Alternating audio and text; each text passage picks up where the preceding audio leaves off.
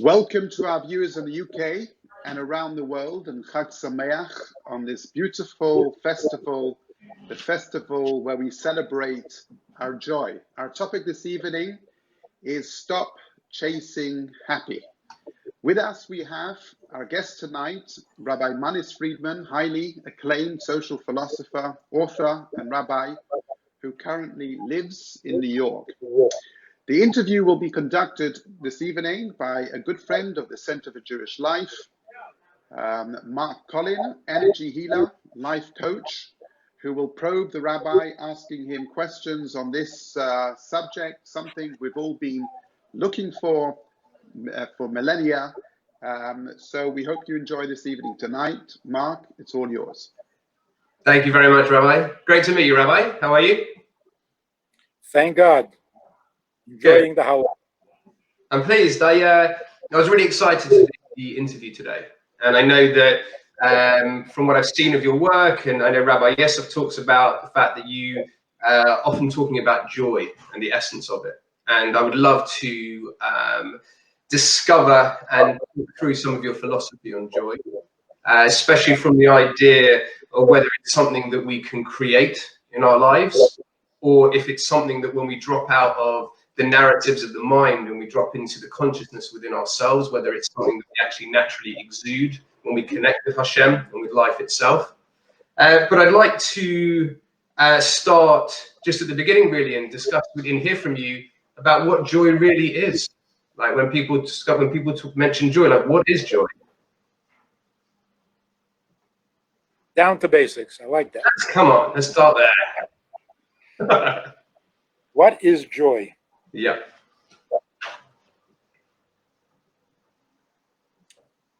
Joy and sadness are best described as dispositions, not emotions, maybe not even feelings, but dispositions. There are people who are disposed towards feelings. They will feel grief, they will feel joy. And there are people who are not disposed towards feelings. So they will not feel grief and they will not feel joy. So a person who is happy is disposed, willing to experience feelings, emotions. A person who is sad is indisposed to any feelings. He won't even feel grief because he's emotionally shut down. Grief is a real emotion. It's alive, it's intense. It's got a lot of energy, so much that you can't sleep. Sadness has no energy, and all you want to do is sleep. So you can't really say, I feel sad. You don't feel sad. You feel nothing, and that's sad. So happy would be, I'm willing to feel. Suggest an emotion, and I'm ready. So if something tragic happens, I will deeply feel the grief. And by the same token, if something good happens, I will be thrilled. So it's really a disposition towards emotion. Now, what controls that valve? What controls that disposition? Actually, what you think of life. So it all begins in the head. Here's an interesting way. Does happiness bring optimism, or does optimism bring happiness? Obviously, if you're a happy person, you're going to be more optimistic. Also, if you're an optimistic person, you're going to be happy. So what's the cause and which is the effect? I think optimism brings joy, not the other way around. Because if you're not optimistic, then your joy, whatever it is going to be short-lived. You'll find a cause for joy, But then an hour later, you'll find a cause for misery. But if you're optimistic, you're much more steady, consistent in your disposition. So let's make a distinction between emotions, feelings, and disposition. Like, is fear an emotion? If it's a response to a person, then it's an emotion. If you're afraid of thunder, it's a feeling, not an emotion. So emotions properly applied means a reaction to another conscious being. You can love God, it's an emotion. You can love your neighbor, and an emotion. You love chocolate, it's not an emotion. It's good taste. Emotions have to be shared. I love someone who can love me back or hate me back, but I can't love a tree. I can hug a tree, but I can't love a tree. I can enjoy a tree, which is a feeling, but it's not an emotion. Can you not love the soul of the tree? In the Hashem and spirit is all pervading, that everything is consciousness, and to see life as this beautiful Right. whole, what would you not derive a great sense of love for being alive itself, for life itself, and being in relation with it? It would better be described as pleasure than emotion. Okay. You can get pleasure from chocolate, you can get pleasure from a tree, but you can't love the tree. Love should be much more personal. But if you're seeing Hashem in everything, then how can you not love everything? Right, right. If it's really Hashem that you're seeing, Sure. and not the god of fertility that makes plants grow. If it's God, yes, God you can love because he can love you back. He can also hate you. He can also hate you back. That's an important condition in love. If you will not love unless you are sure, guaranteed to be loved back, then you're not loving.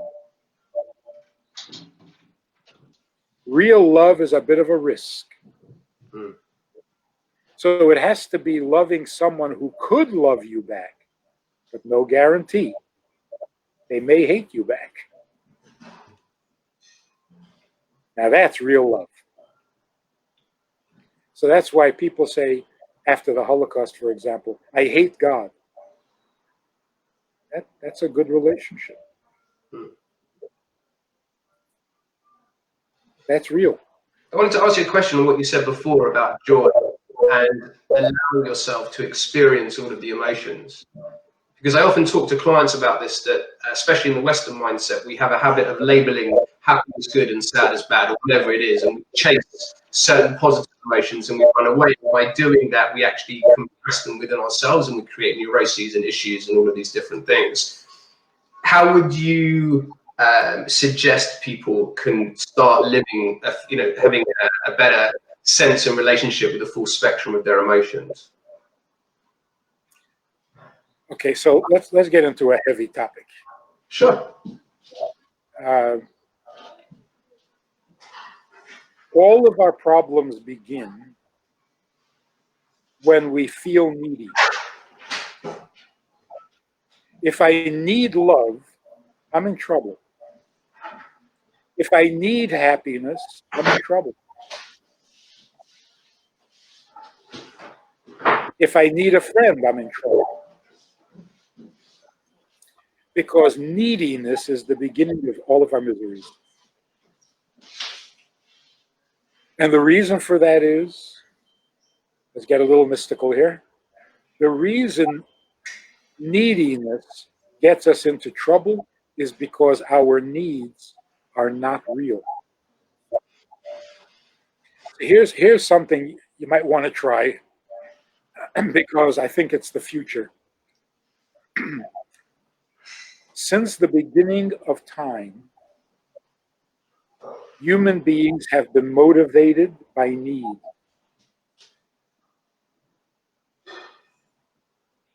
You need to build a house to have a roof over your head. You need to have what to eat. You need to be secure. You need to protect yourself from wild animals and from the elements. You need, in order to have what to eat, you need to plow the field in the right season at the right time. You need to milk the cow. You need to keep the cow healthy. Without that cow, you're going to starve. So everything we accomplish, every step of progress was motivated by need. And what is the ultimate need? To survive, which means not to die. As we became more sophisticated, we discovered more needs. It's not enough to have what to eat. You also have to have inner peace. You have to fight your inner demons. And the deeper we got into psychology, the more needs we discovered. You need to make peace with your mother because she never wanted to have you. You need to stop being jealous of your siblings because it's eating you up. You need to get over the vendetta that you've been carrying around for your neighbor. It just goes on and on and on. Religion comes along and adds a whole new set of needs. After you die, you're going to have needs. You're going to be in trouble then too. It's gotten too much. Too much. We can't handle so many needs. But it's not because there are too many of them. It's because none of them are legitimate. So here's the real solution to all of our problems. I don't need anything. Nothing I don't need, period. Because I didn't ask for it. And the reason I didn't ask to be born is because I don't need to be born. So all of a sudden, the threat of dying has gone away.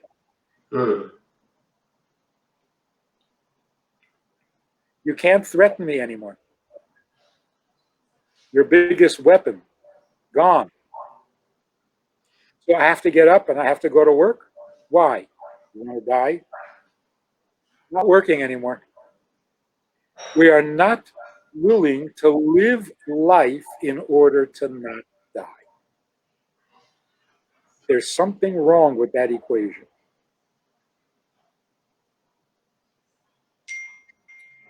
So, for example, I need to eat. I need to sleep. No, I don't. No, I don't. Well, if you don't sleep, you're going to get sick.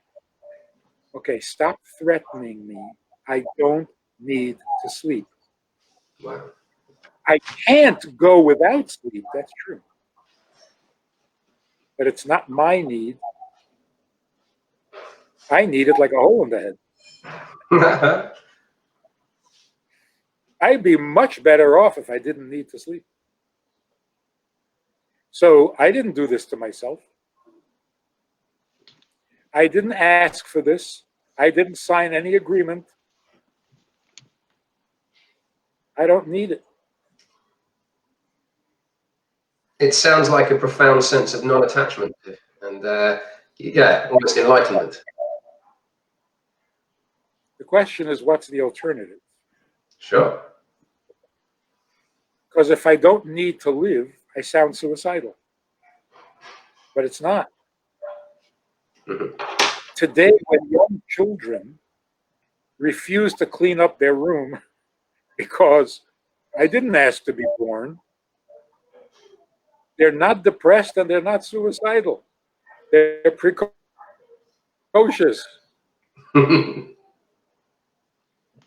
So if your child ever says to you, I didn't ask to be born, don't get them into therapy.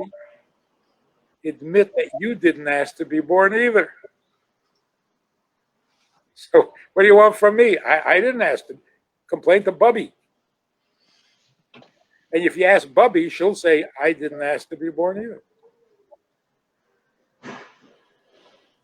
It turns out that in reality, simple, basic reality, I don't need to be here. Like the guy who was suing his parents for giving birth to him without his consent.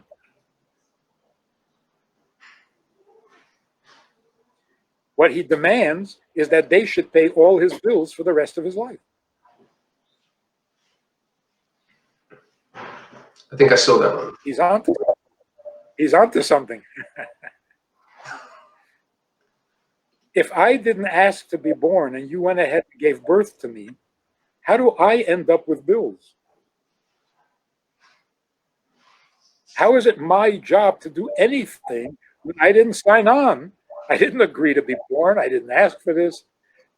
I didn't, no oral agreement, no document, nothing. And all of a sudden, I have to go to school and I have to get a job and I have to pay a mortgage. Oh, you want to die? Don't threaten me. Because when you threaten me, it means you've run out of an argument. Do you know? Now let's apply that to religion. No, I was just going to ask. Please. Yes, go ahead. I was just going to ask, before we go into the religious aspect, like, do you not think at the level of soul that we do thirst for incarnation? The level of what? The soul, that we thirst for incarnation. Yeah. Actually, if you were to ask the soul whether it wants to be born, it would say no. It protests. It is born against its will.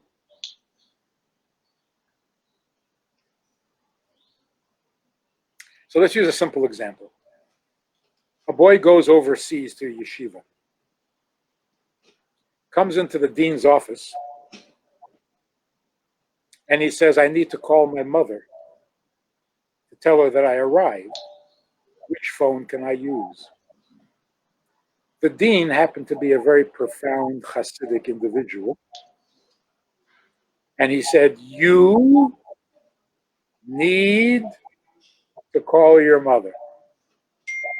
The boy said, yes. The dean said again. Actually, he said, I need to call my mother. The boy said, yes. He said, not true. Tell the truth. The boy thought about it and realized what the dean was driving at. And he said, my mother needs me to call her. Which phone can I use? And the dean said, now you're talking. You don't need to call your mother. Why are you calling it your need? It's her need.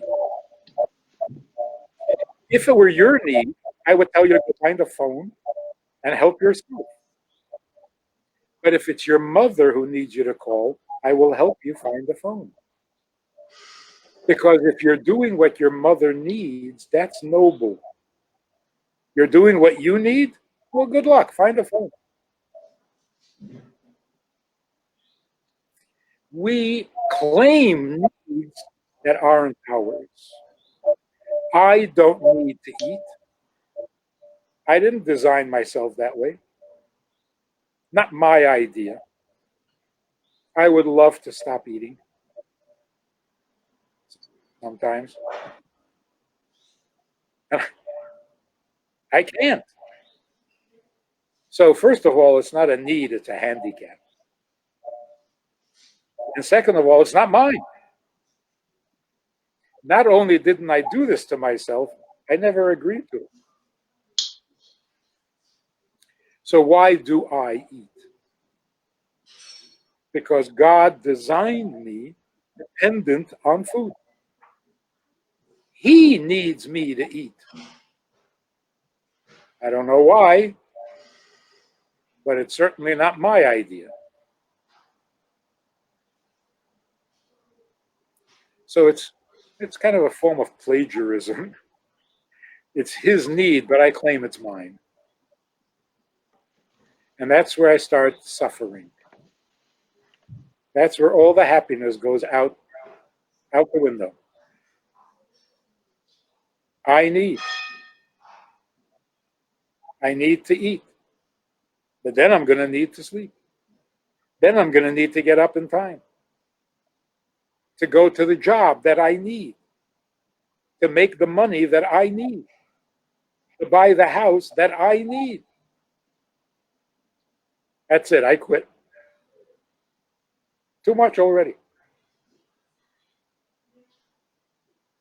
Imagine if people woke up in the morning all over the world and realized that they don't need.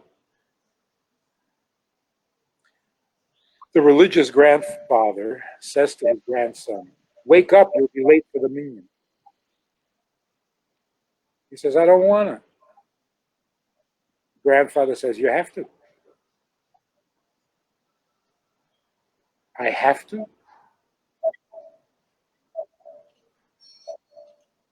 Imagine the grandson says, "I thought about it and I've come to the conclusion that I don't have to.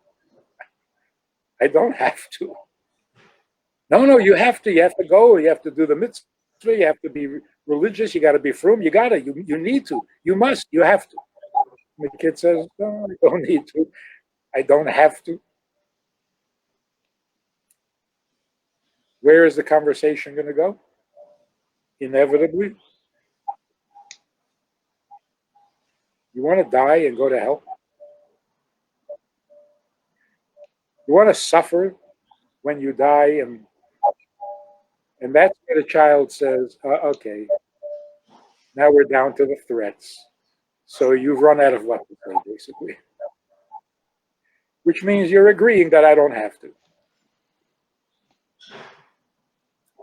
So in this conflict between the grandfather and the grandson, who's right? So most people will say, "No, you don't have to be religious. It's not like you have to eat. Eating is a real need. Religion is not. It's optional." No, you need both if you don't want to die and suffer. Exactly the same thing.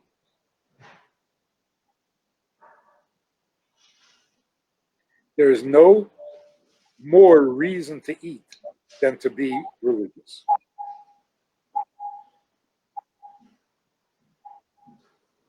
Or is there? Okay, so practically speaking, psychologically speaking, if we can convince people you don't have any needs, why are you so burdened? You don't need. And particularly today, I need a safe place because there's a microaggression coming my way. You don't need a safe place. The microaggression won't do anything to you. You don't need. Why are you convincing yourself of more and more needs when you really don't need anything? So relax. Not your problem. Then the question is, then why live at all? So it turns out, and this is without religious belief, without any mention of God, the human being doesn't have needs. The human being is needed. Wow. I don't want to fulfill my needs. I just want to know that I am needed.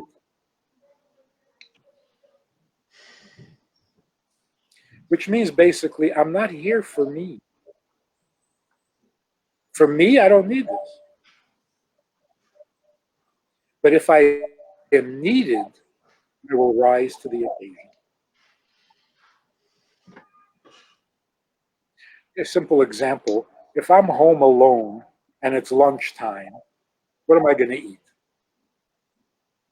Whatever I find in the pantry. I'm not going to cook up a meal. It's just me. But if you're coming over for lunch, I'll make a feast.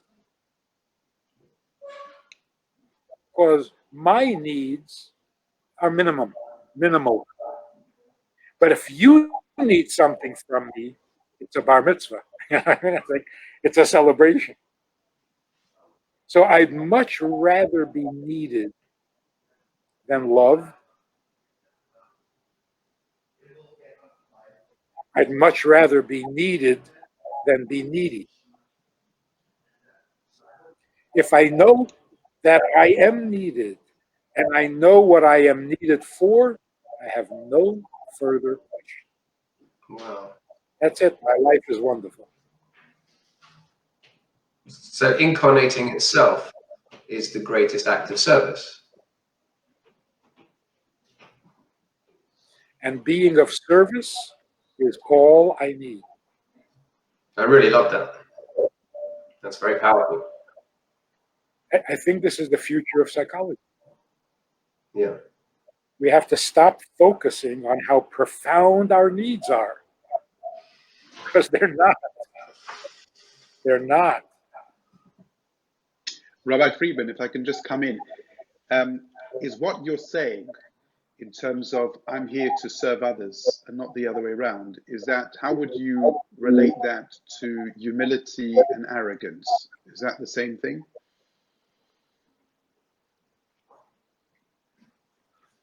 The Hasidic concept of humility is that I am not here for myself. Humility doesn't mean I think I'm stupid. That's just stupid.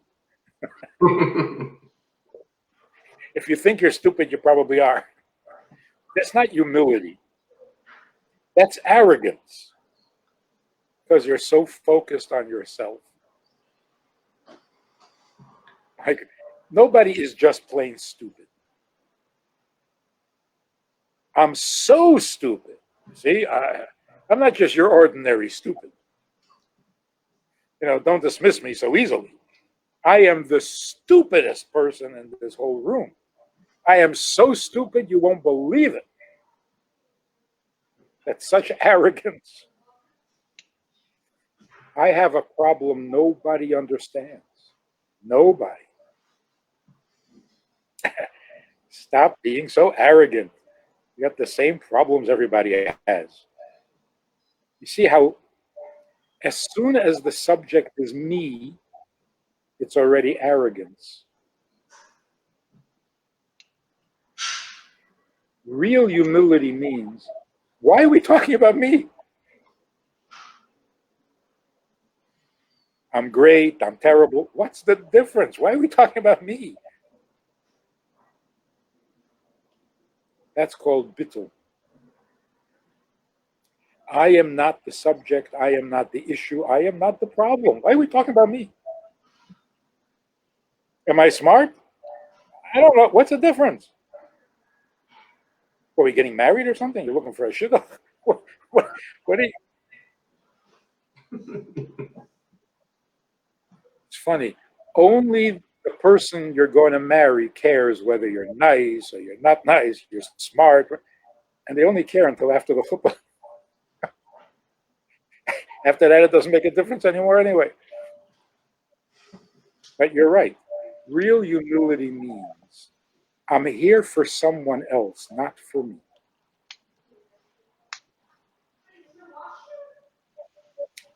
Avraham Avinu was the healthiest human being on record. So when God said, can I ask you for a favor? Avraham said, Hineni. That is the healthiest response.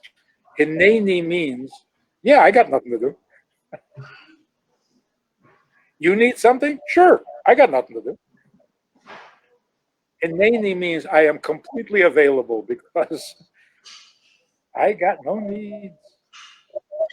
So if I can do something for you, please tell me.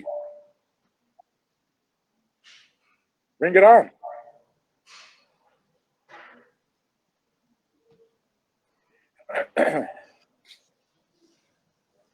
I've tried this many times, marriage counseling, and this couple, they're so vicious to each other.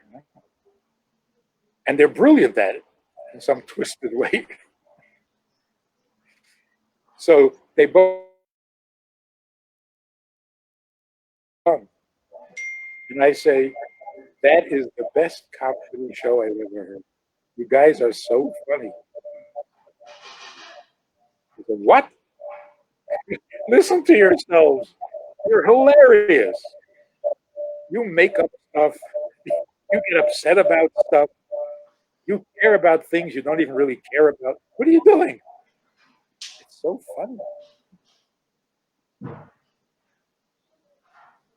You could have a good life together, but no, you don't want.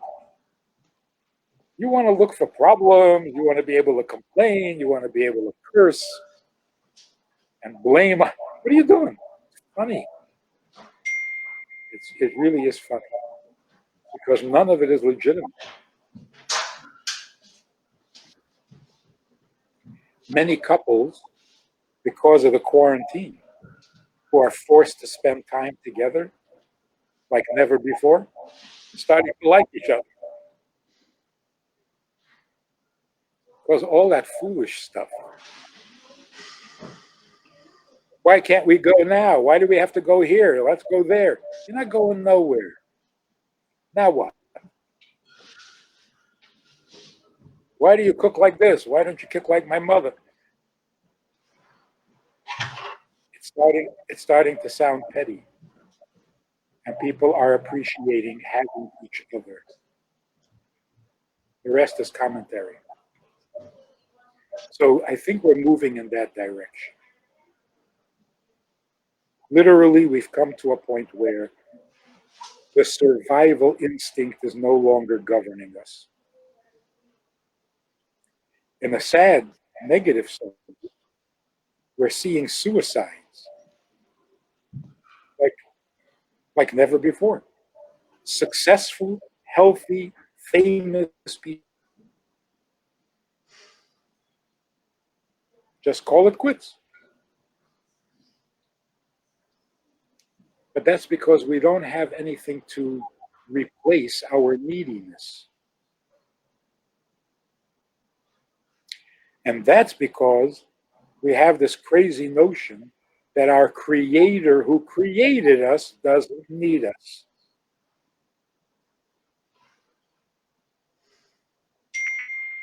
How's that for a twisted logic? The creator who created us doesn't need us.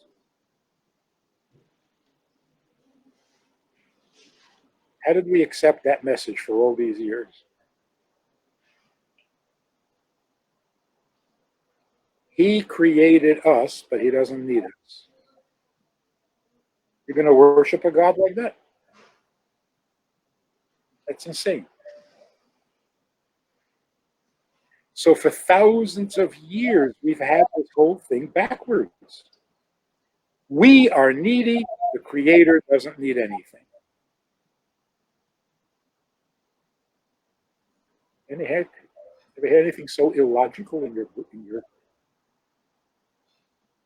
I didn't ask to be born, but I'm needy. God created the whole universe, but he doesn't need anything. It's so counterintuitive. Makes no sense. And it gets us into a lot of trouble.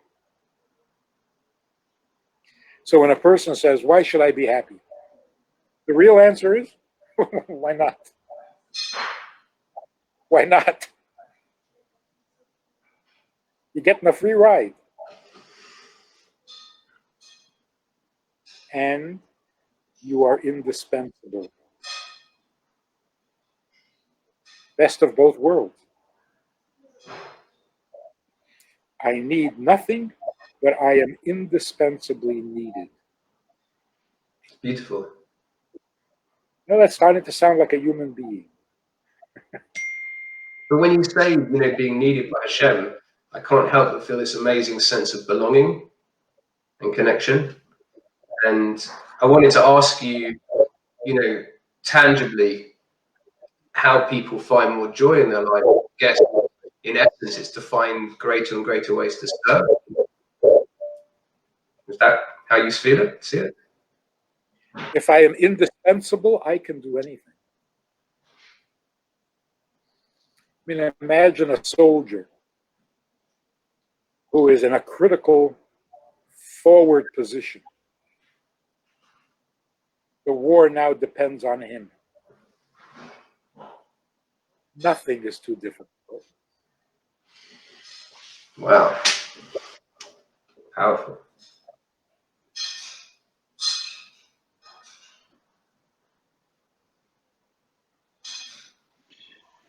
Yeah, we're taking it in. We're taking it in. So let me ask you like this.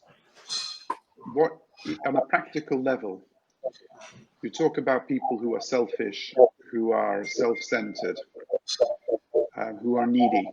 All they think about is their needs. How do you move away? How do you begin to move away from that, as you said, disposition to a more selfless,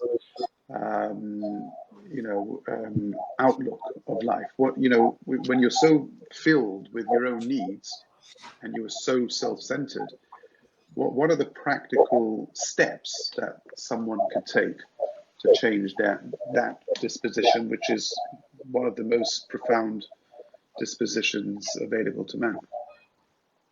It's a very old habit. Very old. Thousands of years. Yes. It's in the genes. Maybe that's what happened when they ate from the tree of knowledge. They became needy. And we've been suffering from that ever since.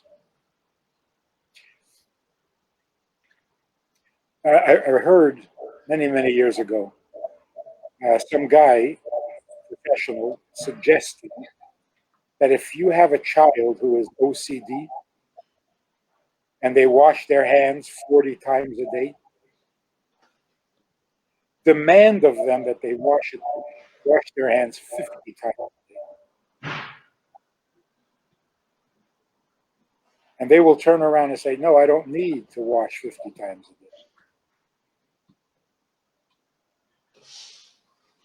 You've opened the door to the cure. Oh, you don't need 50 times a day? How about 39? Will that do? No, it has to be 40? Doesn't make sense to him anymore. I think it's true with all needs. How much money do you need? No, you should have more than that. Whatever you think you need, no, you need more than that. And then they'll start arguing about how they don't need. Now you've got them on the right path.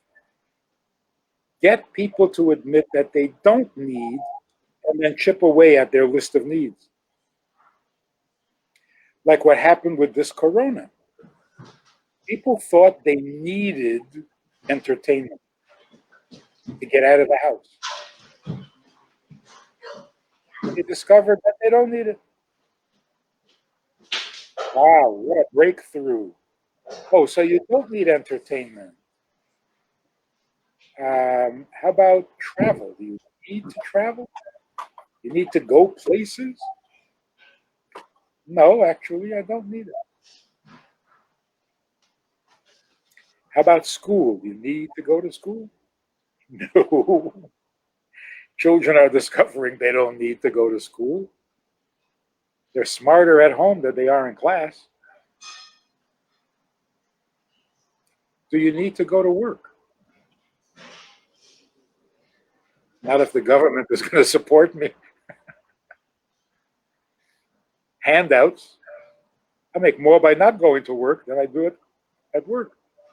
So all of a sudden, the world is open to the suggestion you don't need what you thought you needed. Can we continue shortening the list?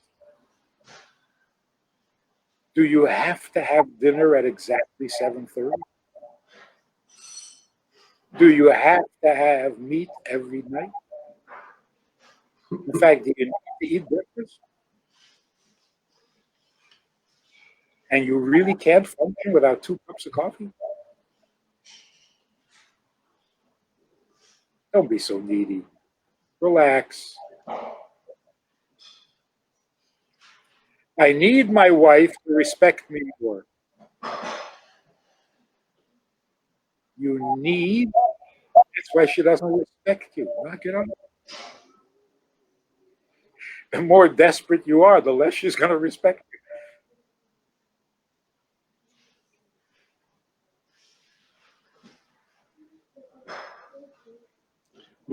How do you translate? There's a lot of young people watching this show.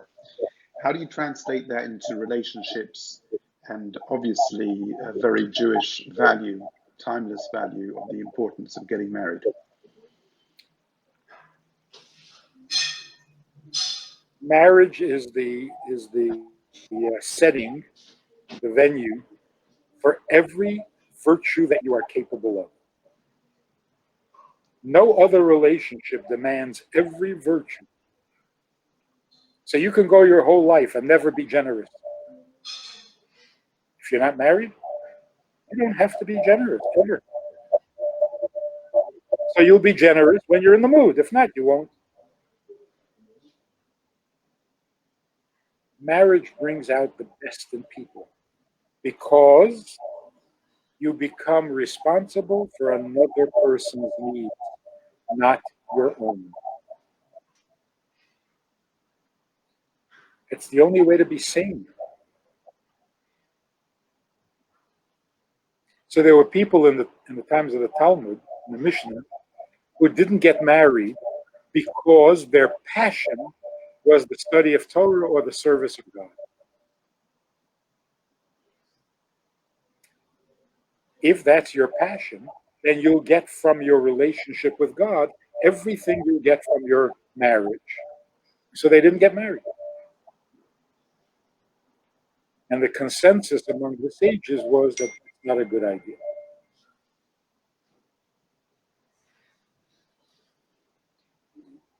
You have to find creatures your own size. Pick on someone your own size. You have to find someone your own size who you can serve. Serving God is easy. He's God, of course you're going to serve him. But your wife, why would you serve her? Let her serve me. So by serving God, you haven't really tapped into your true virtue.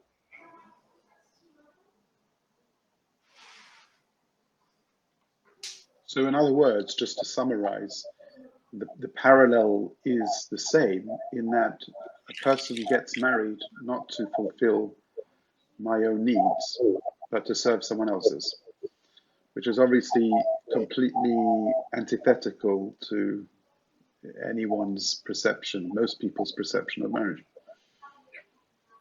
And then people say, the statistics show that married people live longer. And their explanation is because they have love in their life. I don't know which marriages they're talking about.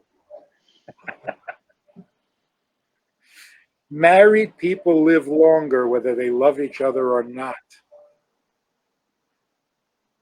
They live longer because they're needed.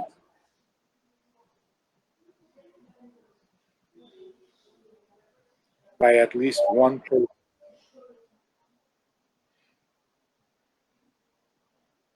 It's a very common thing. A woman who's frail and unhealthy and so on, and she doesn't die because her husband needs her. Not because she loves him, because he needs her. It's more powerful than love. That's why a person would much rather be needed than loved. Because to be loved and not needed, well, that's how you feel towards a pet.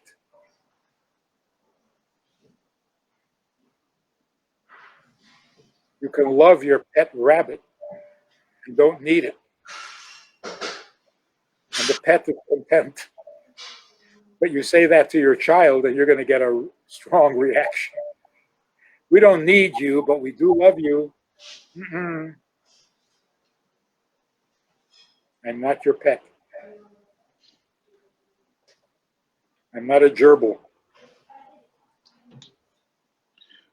Would you say, again, following on from the theme, would you say that this profound desire, need to be needed, expresses itself sometimes in a corrupt way of seeking attention and seeking fame, seeking to be liked? You know, we talk about social media. How does that seeking attention and fame relate to the will to be needed? That's like a depressed person eating chocolate. You think chocolate is going to make you better? You think finding love will solve your problem? You feel unnecessary. Eating chocolate or being loved, pretty much the same. In fact, they release the same hormone, don't they?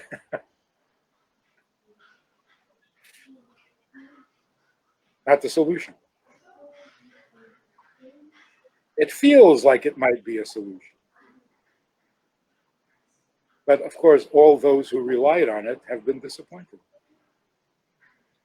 Fame and wealth has never solved anybody's problem.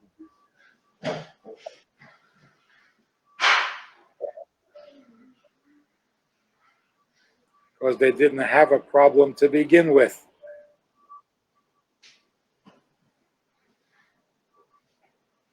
So let's get real. Just let's get real. This is not philosophical. This is not rocket science. It's just real.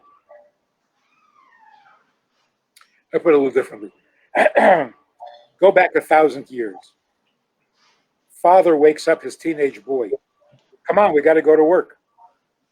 Why? Because it's almost the end of the season. We haven't gotten the seeds in yet. We don't get the seeds in, then when the spring comes, we'll have nothing to eat. We'll starve. We'll all die. So he jumps out of bed. He goes to work. If the cow dies, we will starve. That's all. That's our only source of. In other words, the threat of death was imminent. Yes. If we can't hold our farm, if we can't have our cabbage patch, we're going to starve. What do you say to a child today? You wake up a preteen, a 10-year-old. It's late. You're going to miss the bus.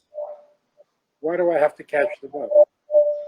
You got to get to school. Why do I have to get to school? Because you got to graduate and get into a good high school. Why do I have to go to high school? Well, to get into a good college. Why do I have to get into a good college? To get a good job. Why do I need a job? To make money. Why do I need money? To buy a house. Why do I need a house? Well, you're going to live on the streets, you'll catch a disease and die. Oh, so that's why I have to get up today. It is so far, it is so theoretical. So imagine the father taking the shortcut. Get up and catch that bus. You want to die? Like what? It doesn't, it's not convincing anymore. Besides, nobody dies. You go on welfare.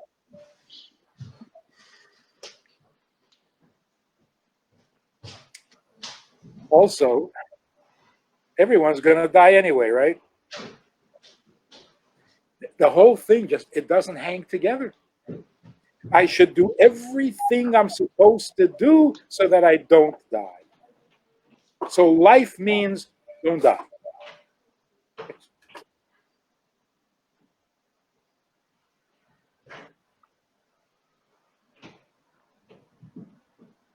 It's not working. And the children are the first to notice it.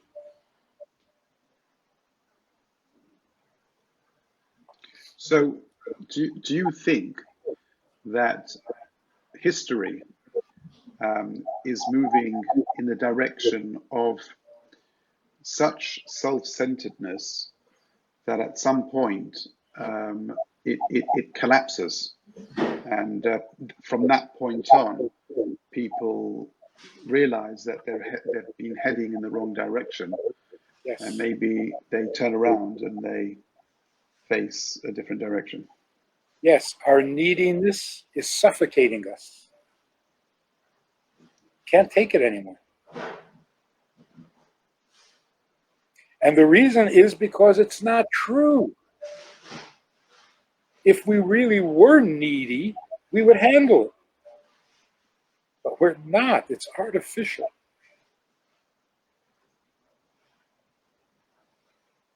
So the truth is this: I don't need to be here, but my Creator needs me. That's it. Beautiful.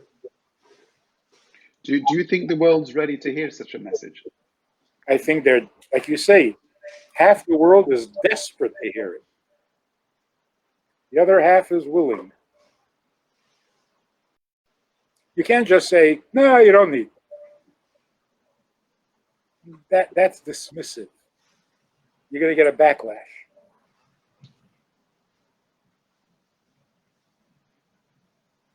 You have to empathize and then dismiss it.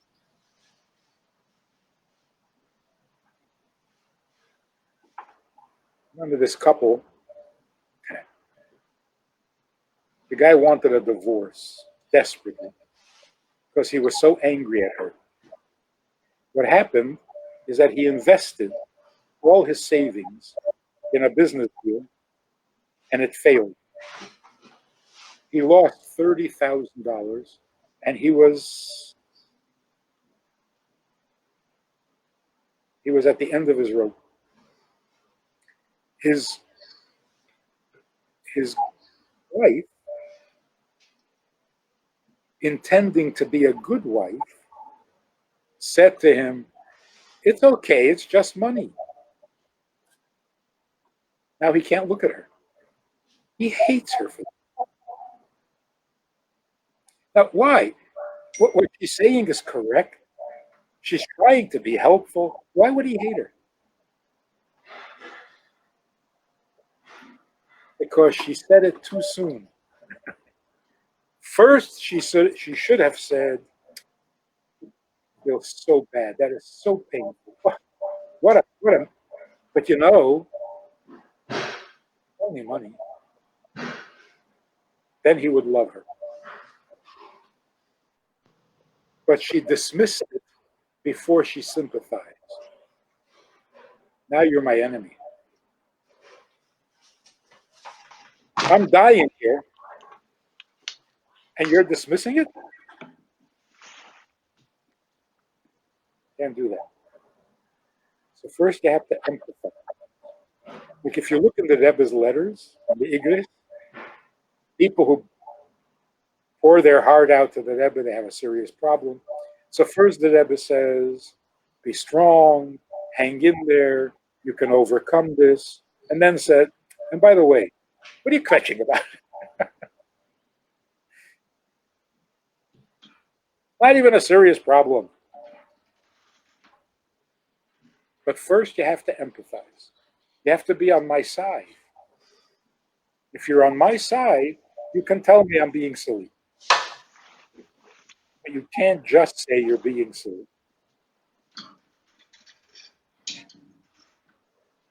What would your, on a practical level, because we're obviously these are beautiful ideas and very inspiring, but in terms of connecting, let's just say with young people, for example, you talk about empathizing and then trying to sort of help them reframe their outlook. What do you say to young people who are particularly preoccupied, maybe even addicted to social media? How do you empathize and how do you begin to turn them around?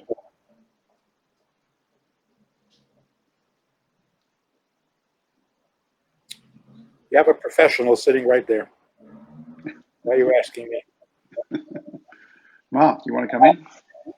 How do I, if people are addicted to social media, Yeah. I guess it's asking them what it is they feel is being fulfilled by it.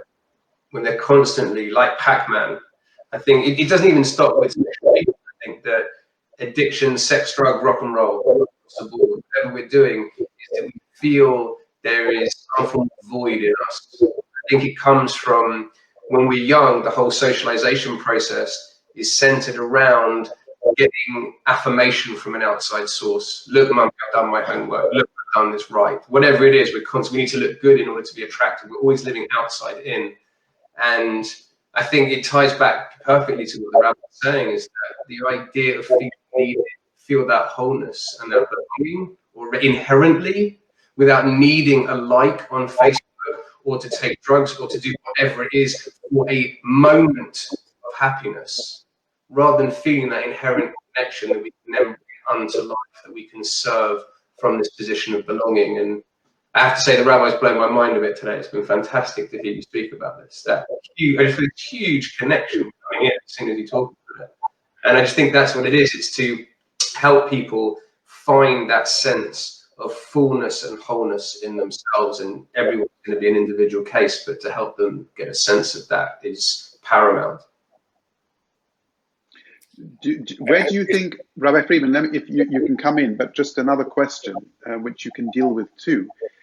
Where does the solution come from? I mean, who begins to help people reframe or change the tide in the opposite direction? Does it come from, I don't know, leaders, business leaders, social media, the people who run these social media organizations? Who triggers a change of direction? It's got to be grassroots. It's got to be coming from everywhere. It can't come from one direction. So it's got to come from you. On these chats, on these format, these programs. That example of the boy who went to the yeshiva, and Reb Nissen said to him, "Ich darf. I need. Knock it off." So, because they respected him, he got away with it. It worked. But I've tried recently. I was talking to a kid who was telling me how severely addicted he is, and he can't, stop, and he can't. And I said to him, I asked him, what does he think of politics? He had some very strong feelings. What does he think of morality, racism? Very strong opinions. I said, I like you. You're a nice person. But all my life, I've been trying to avoid fanaticism. I don't want to become a fanatic, a religious fanatic. So I've been very careful to avoid. And so when I detect fanaticism, it really bothers me. Don't be so fanatical. They claim I'm severely addicted. You're a fanatic. Knock it off. Don't be a fanatic. So we had a good laugh, and it helped.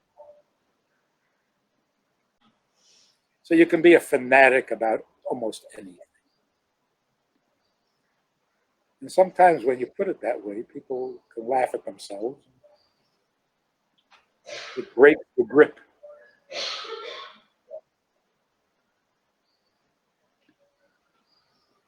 So would you say fanaticism is connected with arrogance in some way? I mean, how would you describe the fault? In other words, I think the right word is desperation. People become fanatical when they're desperate. It's an outlet for desperation. You have to kill all the infidel? Why? Why are you so desperate? would you say this plays out in the current political world with regard to being at polar ends, the polarization? Is that a similar idea? It is a fanaticism that we haven't seen in a long time.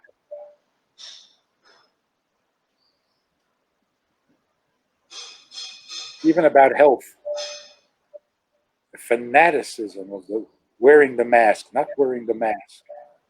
Kill him if he's not wearing a mask. What is this? So I think there are two problems here. One is we don't know what we're needed for, so we're going to make something up in desperation.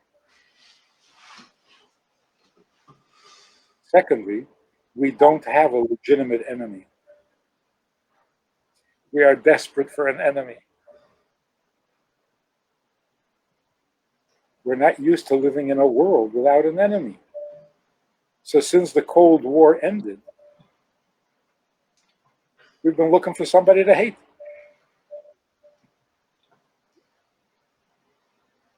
And you add a little desperation, you get very nasty results. So talking about hate, do we have to hate? And who should we hate? Who should that hate be directed towards? In the world of neediness, which we're trying to get away from, but in that world of yesterday, where we were needy, one of the needs was an enemy.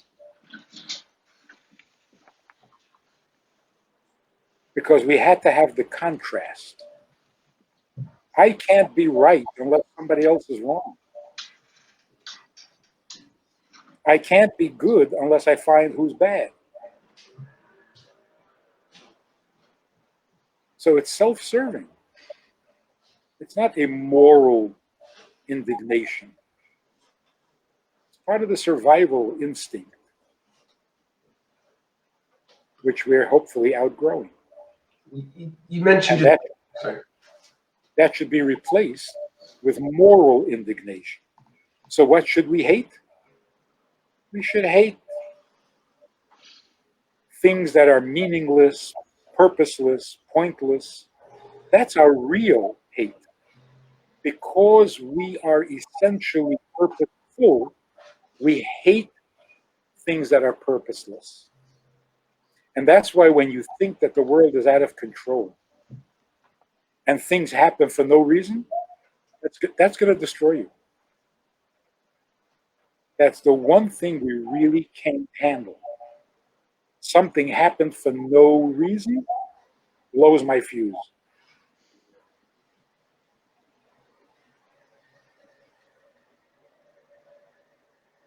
I am here for no reason, can't take it. I actually did this ridiculous, stupid thing many, many years ago. A woman told me she's suicidal and she already has a plan how she's going to kill it. I said, why? She says, because it's all meaningless. I said, all meaningless? Mm-hmm. Nothing means anything? Nope. I said, then why kill yourself? Sit quietly, you'll die eventually. What's the difference? It's all meaningless. Why does a person who feels meaningless need to kill?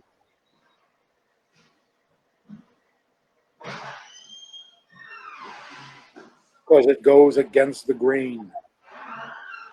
We are purposeful creatures. That's our truest nature.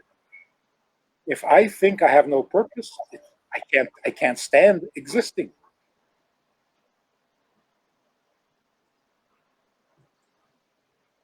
And that's been neglected for a long time. And religion is one of the culprits. How many times were we told, you're nothing, you're insignificant, you mean nothing, you're not important, behave yourself, maybe God will be nice to you.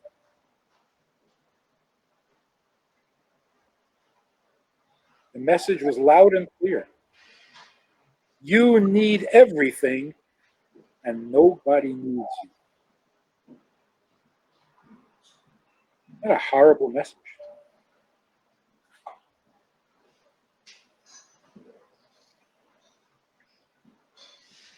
How would you suggest then, if this is so fundamental, again, on a simple level, on a practical level, how does one behave during the typical day at work, at home,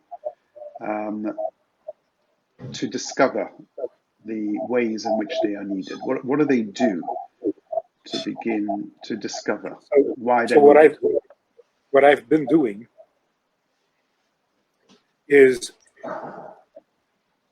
agreeing with people that there are too many problems. Too many problems. Too many issues. It's so difficult to live today. It's so hard. Life has become impossible. And they, of course, agree. Then I introduced the idea. Maybe it's because we have too many needs. Maybe we shouldn't have so many needs. And then you peel away at that until you get them to where actually you don't even need to live. Well, if I don't need to live, why am I here? Bingo. Home run.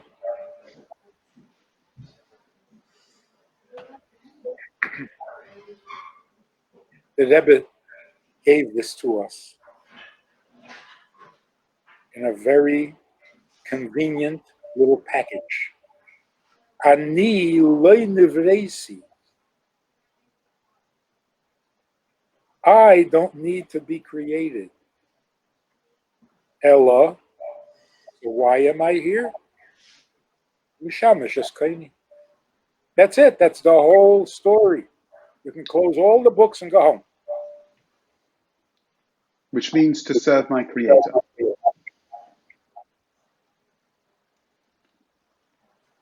It's the words. It's the words. Isn't it the words that Kennedy coined in his famous State of the Union inauguration address? Don't ask what your country can do for you. Ask what you can do for your country. I wonder where he got that from. The sentiment is correct, but it directed in the wrong place. Your country is not what you're here to serve. He's wrong. The country serves you. That's democracy. While you're serving God, the country should serve you. That's a democracy. Take care of my needs so that I can serve God.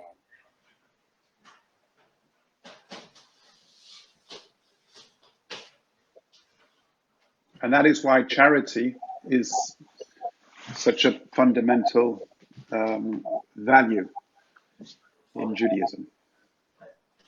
It frees you to serve. But it's not an end in itself.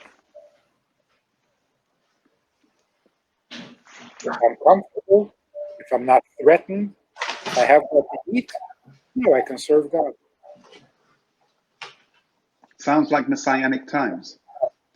Bingo. On This that is note, exactly what has to happen before Mashiach comes. I'm sorry, repeat. This is exactly what needs to happen before Mashiach. On that note, we'd like to thank you, Rabbi Friedman, again, as always, for your very insightful message, ideas, which take some time to process, I must admit. Thank you, as always, for sharing those beautiful ideas on this very special festival, the time of our rejoicing. And thank you very much, Mark, for joining us and interviewing and asking those questions coming from your background. Obviously makes it more interesting, more engaging. We thank you both, and may we all experience more joy in our lives, and hopefully we can spread that joy with our friends, with our family.